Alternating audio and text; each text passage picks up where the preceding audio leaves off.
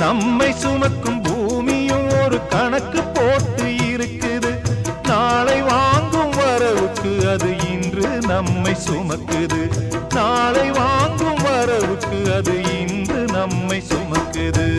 ஆத்துக்கு பக்கம் ஆத்துக்கு பக்கம் ஆத்து சுரக்கிற ஊத்துக்கு பக்கம் யாரோ வச்ச தென்ன இது நம்பி இருக்குது மண்ண. இது தானாக வளர்ந்த மரம் பாரம்மா. ஒரு தாயாரு தந்தை யாரு கூறம்மா.